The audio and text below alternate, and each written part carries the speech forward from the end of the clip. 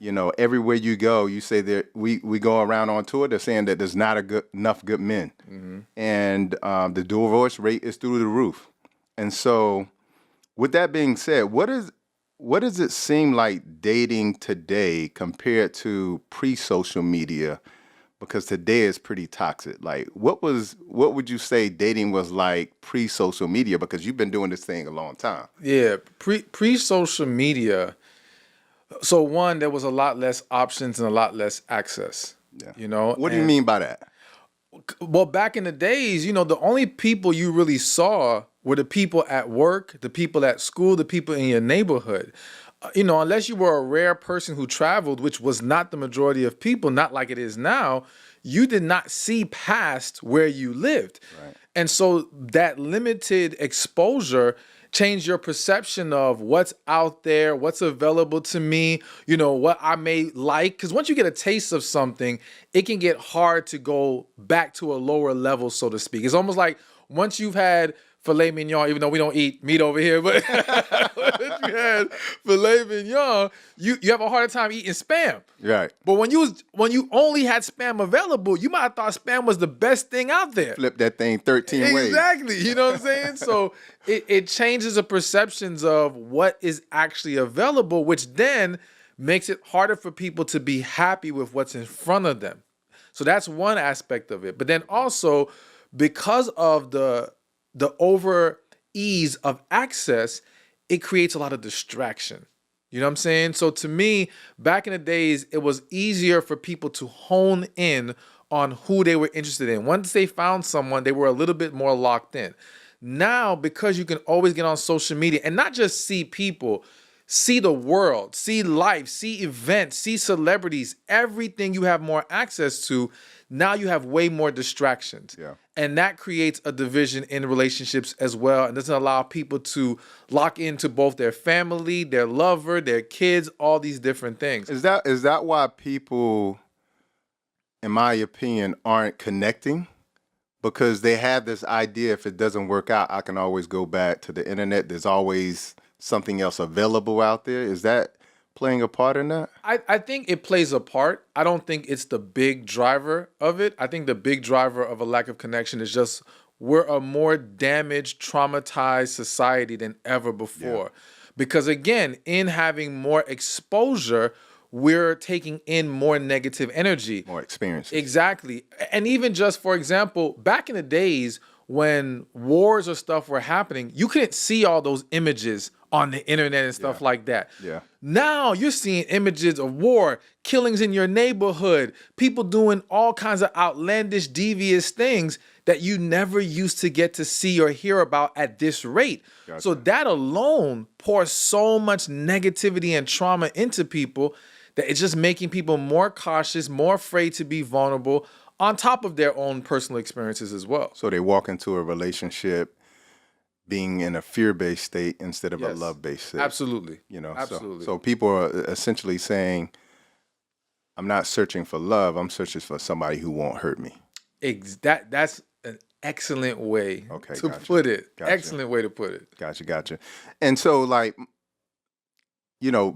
being a holistic doctor and always looking at things from a holistic perspective, in nature, you always see there's always a yin to a yang, a feminine to a masculine. There's hot and cold, up and down, right and left, fire, water, sun and moon. Mm-hmm. And so I always hear you talk about the importance of divine femininity and the importance of divine masculinity. And the question I have for you is, first of all, can you define divine masculinity and femininity in this world where things are so skewed in terms of like when we start talking about femininity and gender and things of that nature? Can you define that? So now I'm going to give it from my perspective. Yeah. One, both divine femininity and divine masculinity starts from our true, healthy, optimized self. And I say it like that because, as you know, the things that we eat, the things that we expose ourselves to, they can throw things off, whether it be our hormones, our perception, our negative, our energy that we're carrying and exuding. Yeah. And all those things can take us away from our true energy, all right, from our divine energy, as well as just overall a lack of healing from past traumas. All these different things is what pulls people away from their divine energy. So it starts from being our whole healthy self. And of course, none of us are going to be perfect. Yeah. But the more optimized you can become in your emotional, physical, and spiritual health, the more you can get in tune with your divine masculine and feminine. Now, from the specific point of divine masculine, I'll start there. I believe the divine masculine is the man who is willing to face challenges, all right? Willing to overcome, willing to make things happen. And again, it doesn't mean we all do it at the same level, because I believe there's some guys who are meant to do big, big things, and some guys are, I don't want to say lower level, but their purpose isn't as big, so to speak, but it's as important. Because every piece of the puzzle is important if we're going to bring harmony and balance to the world, to our relationships, to our households, so on and so forth. So I believe that having that willingness to do things, to conquer things, to face challenges, walking in a level of confidence, and I think what's also very important for divine masculine energy is a level of poise, not so emotionally driven, all right? And so again, we all experience emotions, but the man who can master it and not be driven by it is the man who can walk in his masculine energy. Because if you are emotionally stable, if you are emotionally reactive, you are not going to exude masculine energy. Plain and simple. You are going to slide a little bit more into your feminine. Now, that I know some women might hear that and think I'm insulting the feminine. I'm not insulting the feminine. The reality is that, yes, the woman is more emotionally driven by nature because she feels more. Indeed. She senses more. Her intuition is stronger. And I believe that's part of her strength. Whereas the man's strength is not to be as emotionally driven and to be more logically sound. The woman's strength is intuition. And to allow herself to feel and sense, that's where her power is. Gotcha. To walk in that positive, loving, nurturing energy. That's where her divine feminine is. But again, to be true to herself, because we all will have exceptions to the rule. We all have different things about us that may skew from the general norm. But as long as you're being true to yourself and walking in that higher positive energy, because no man who is healthy in his masculine or woman who is healthy in her feminine are walking around with just negative energy all the time. Gotcha. You know what I'm saying? So to me, that's a huge part of it. And when you say challenge for the fellas, you're not talking about video games. And I'm asking that because a lot of, like me growing up, for instance, my challenge came through, like me and my cousins used to wrestle. Mm-hmm. You know, like we used to box. You know, we literally used to play football with no pads on. Mm-hmm. Tackle. Yeah. And so a lot of our challenges came that way, whereas today a lot of men's challenges don't come through physical challenge. Yeah. And so, you know, you're seeing a lot of men who are challenging themselves with black ops. Mm-hmm. And so is that a form of challenge, or is that not a good form of challenge to develop your divine masculinity? I don't believe it's a good form of challenge to develop your divine masculine. Okay. I think there's nothing wrong if you want to engage in it. I think it's the overconsumption of it that causes a problem. And so as you mentioned, video game challenge doesn't have enough real world benefits, so to speak. Gotcha. All right? Because also what happens is now, consider the other factors. You're in this room. It might be a dark room, so you're not getting sunlight. All right, you're not outside breathing fresh air. You're not being active physically. Your body needs that blood flow. Yeah. You're just looking at a screen the whole time. Right. And you got stuff in your ear. None of that is really good for the body, so it throws off whatever might have been gained from accomplishing that thing in the video game. Is getting thrown offset by all these negative factors that aren't really healthy for the body. Gotcha. And I always say, like, for men, it is so important for us to understand what we're capable of. Mm-hmm. Yes. Not only physically, but mentally, emotionally, meaning what you can withstand and how you can stay poised, but also spiritually as well, too. So I really appreciate that. Also, with your divine masculinity and divine femininity, is that your true north? Like, is it like guiding you in terms of attraction? And as far as each individual? Let me ask this question. It'll make it a little bit more apparent. Is there any validity to the importance of the presence of defined masculine and feminine within every relationship to be successful? Yes. And the reason why I'm asking that is because, you have someone over here who's, let's say they're masculine as a man, is his true north going to be an attraction for femininity because those two things are just attracted to each other? Absolutely. I 100% believe that the man who taps more into his masculine will find himself more attracted to a feminine woman. And will that woman then be more attracted to him, if she's in her divine? Yes. And interestingly enough, I would argue that even when she's not in her feminine, for the woman, she's still more attracted to the masculine man in the majority of cases. Yeah. She may struggle to embrace being with him or to function within that dynamic. Yeah. But her desire for that man is the same. Whereas for the man, if he's not walking in his masculine and he's walking more in his feminine, he is more likely to want to be drawn to a masculine woman. A woman who's going to handle business, a woman who's going to stabilize his life, things of that nature, because he does not have that within himself yet. Got you. And then, so that goes to the question of, I hear a lot of times women will say, well, I'll start acting feminine when he starts acting masculine. He starts acting masculine. And so is that a fail safe? Because, and the reason why I'm asking is because, again, if you only act this way instead of be this way, then are you going to actually be in your feminine? So what women who believe that are overlooking is that if you aren't already walking in your feminine and exuding that, you will struggle greatly to even attract the masculine man. Got you. So you'll end up attracting that guy who's more feminine, who hasn't developed himself and evolved.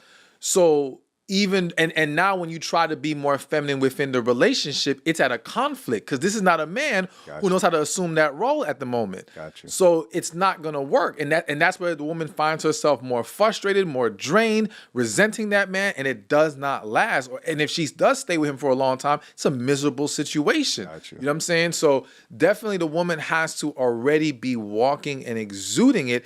And as you mentioned or alluded to, if she's not, or it's almost like you have to practice who you, not, I don't want to say practice who you are, but basically it's hard to turn the switch on and off if you're constantly resting in the opposite energy. Got you. So if you are constantly walking in your masculine as a woman, the idea that you're just going to slide into your feminine when the masculine man shows up and be able to stay there consistently and comfortably is just not true, because whatever deeper traumas or issues that led to you not being able to exude feminine energy has not been resolved. And at some point, you will get triggered in this relationship. It may not even be he did anything bad, but there's something that may remind you of whatever that fear is you've been holding on to. Yeah.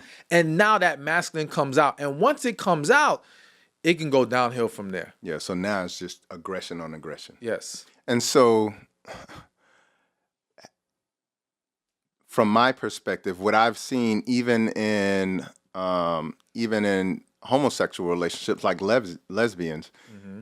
and I like a few of my friends who are lesbian, there's always that feminine and masculine in the role. Like, absolutely. And so have you seen that in practice when you work with people or, in your experience? Yeah, all the time. I always use that example when I talk to people about this, is that, yes, any serious long-term homosexual relationship that you look at, one will assume the masculine, one will assume the feminine. Gotcha. It's just automatic. You're not going to see two feminine and two masculine over the long term be together like that.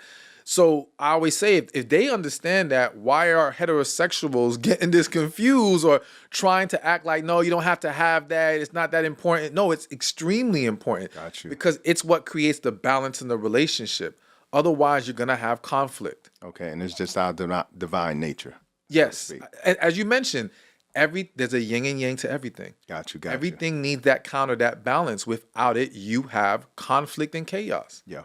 So kind of leads me to a question. I know a lot of my friends.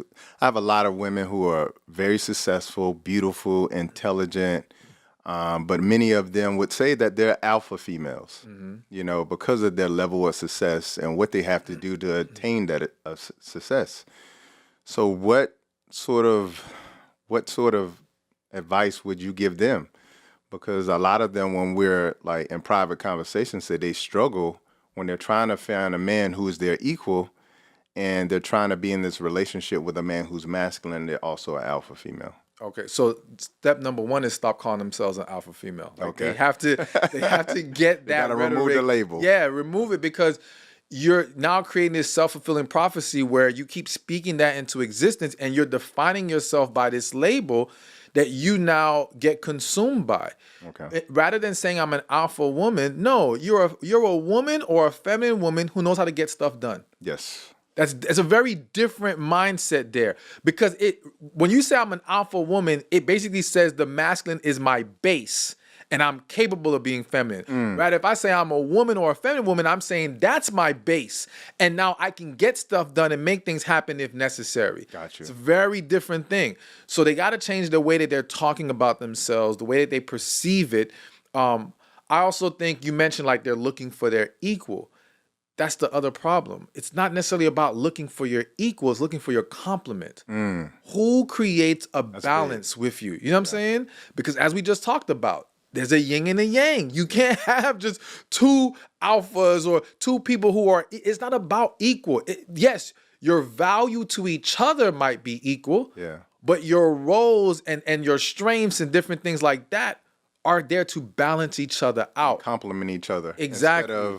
Instead of being compatible, you're being more complementary. Yes. Which creates more connection. Yes. You need each other in that balance. Yes. Okay. Exactly. You have this strength, I have this weakness, you balance me. Exactly. Got you. And again, what it also does is that the problem with the whole equality talk is that you're not allowing people to rest in their roles in a way that allows them to become masters of that role. Gotcha. All right. So it's almost like if we look at it from a basketball analogy, if I make your role, you got to rebound, you got to pass, you got to shoot, you got everything. That's your main role.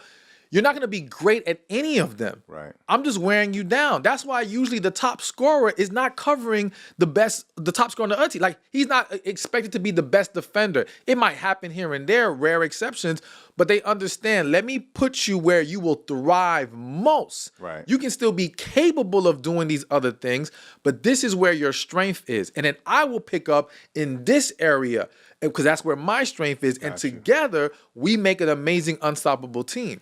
That makes a lot of sense. So the one line advice is be complimentary to each other. Yes. Okay, got you. Now I read a few statistics and I was a little bit alarmed by them. Okay. Okay, so 50% of marriages end in divorce. 67% of second marriages end in divorce. 73% of third marriages end in divorce. So it gets worse. Yeah. As they say at night, it get worse. Is marriage today still a functioning institution that we should be, striving for? I believe so. I believe what those statistics show is not that marriage as an institution is a problem.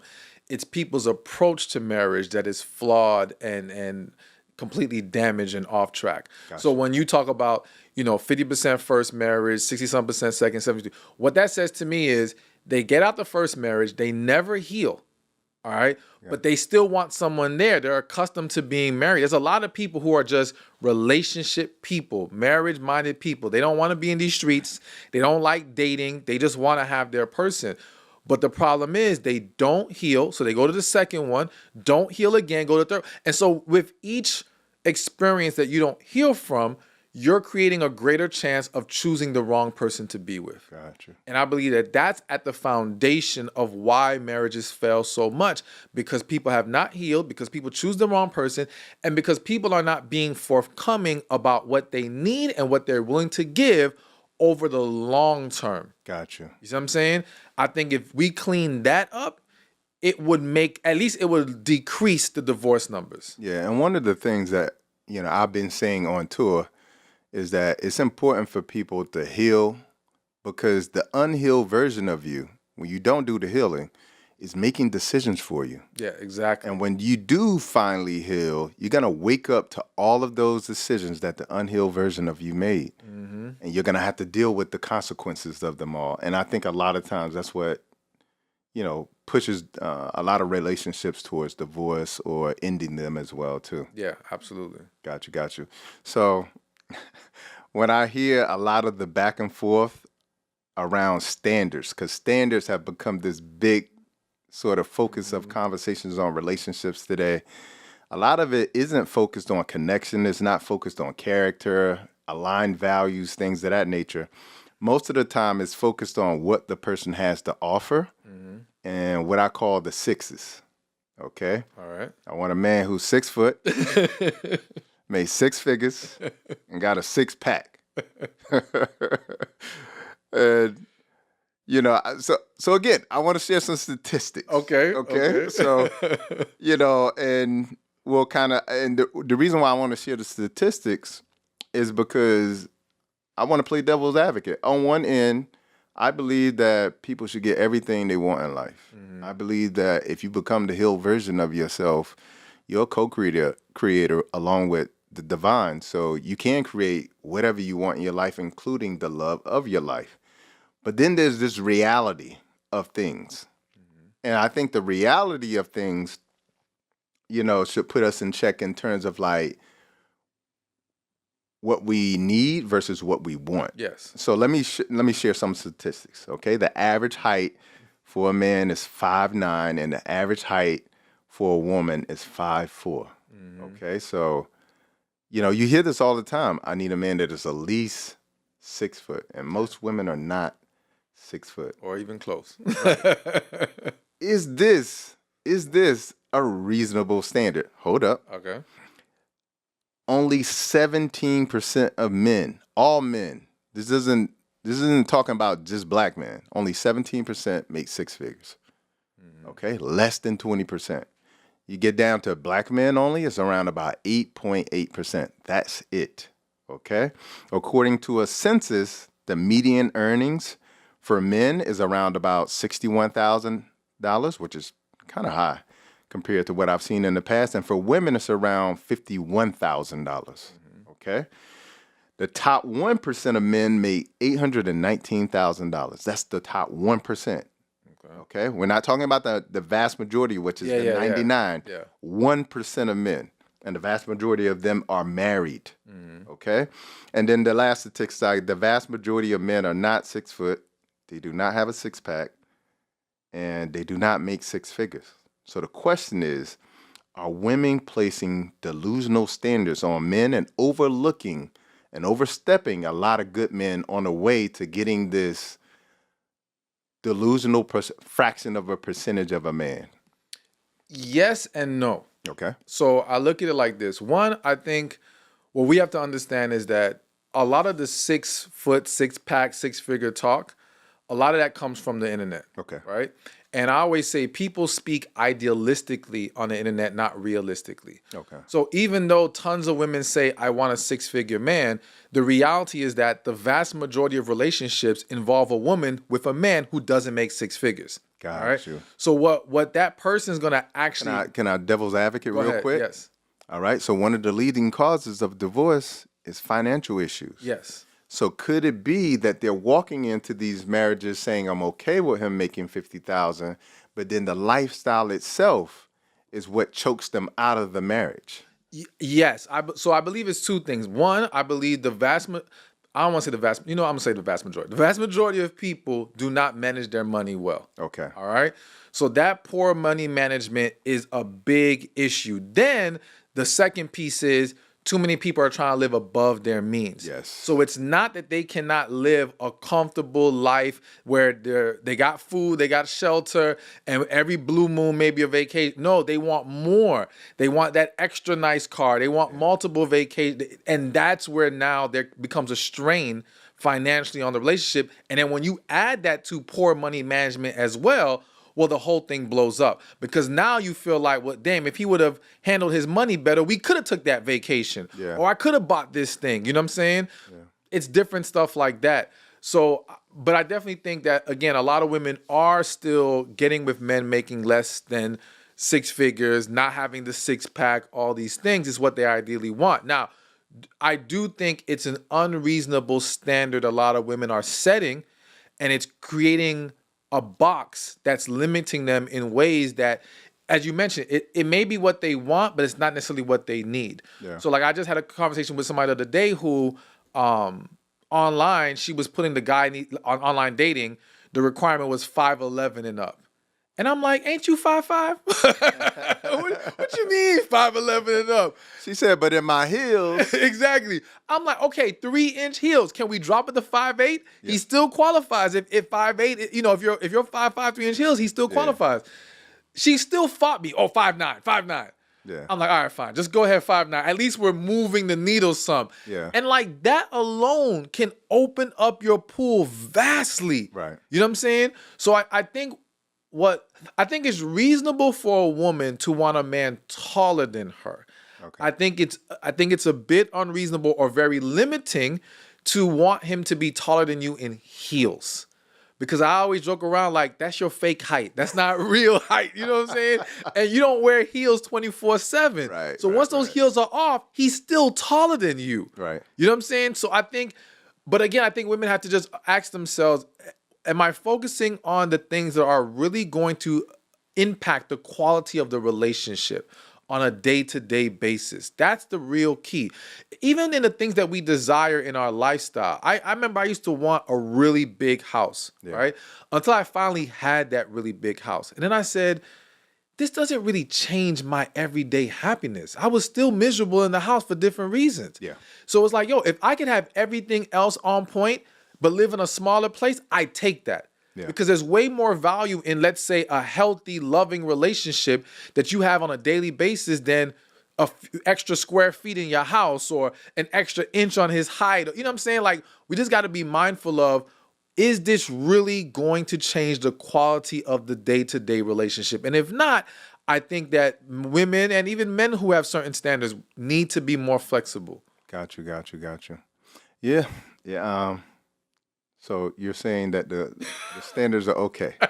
No, I'm saying that the standards are a little out of control. And again, for the women who are really holding strong to those standards, I think they are shooting themselves in the foot. Yeah, all right? Because I think love is powerful, man. And what's happening is, people are literally ostracizing a whole vast majority of men and not getting to have the experience of love. It's like that old saying, it's better to have loved and lost than to have never loved at all. Yeah. And I think that's also depriving a lot of people. So that's one of my biggest concerns. No, and it is. But again, I'll give you an example. There was a woman on a podcast once who said when she's on online dating, she puts 6 foot and over for her requirements. Yeah. But the man she fell in love with was 5'9". And so again, I do think there's a portion of society where there's an idealistic view of what I want, what I desire, what I'm holding on for. But when we meet someone and we really like them, we throw the rule books out the window. Gotcha. We start changing a few things. It's almost like there could be a guy who says, well, I need a woman that got a fat booty. You know what I'm saying? Yeah. But then falls in love with a woman who barely got a little something back there. And he's like, I love her, so I'm going to deal with it. I'm cool with it. And he's genuinely cool. It's not like he's resenting the fact that she doesn't have it. Yeah. So I do think that real love and connection makes us more flexible. But I do think more people need to be more flexible as they stand right now to allow more opportunities to come their way. So I do think some of the standards are a bit out of control. And as you pointed to the statistics, they're not realistic to what's out there. But I will say this. I think for some women, everyone looks at the world from the world that they live in. All right. So I remember when I was in college, I swore everyone had a degree. Until I looked at the statistics at that time, it was like 27% of people have a degree. And I was like, really? I swore everyone did, because that's the world I lived in. Some of these women live in a world of men with money, live in a world of, let's say, athletes or whatever. So their perception is very skewed on what the reality is in the world and in life. So I think that contributes to it, but they still need to be mindful. But is there a difference between what you have access to and what you can actually get, though? Yes, absolutely. But I'll say this though. So one, yes, what you have access to does not automatically mean you can get it or mean you can get it for a long-term serious relationship and genuine love. I had lost my train of thought what I was going to say, but yeah, pretty much definitely doesn't mean you have access. I think a lot of people this is what I was going to say. For a lot of people, men and women, I think that they get too comfortable with the access and not develop the other parts of them that would actually allow them to get it. Okay. So what I mean by that is you have some guys who have money, right? And may have access to beautiful women. But again, it doesn't mean she really loves him for him. She'll take him serious. They might be using him. Right. But a lot of times that's because every other aspect of who he is weak. He doesn't have a great personality. He doesn't know how to be emotional. Like there's other things that if he worked on that and you already got the money, you would easily get what you're hoping for. You see what I'm saying? Got you. But people just they get comfortable and they think, well, since I'm already here, since I'm in the room, I'm good. And it's like, no, it takes more than that.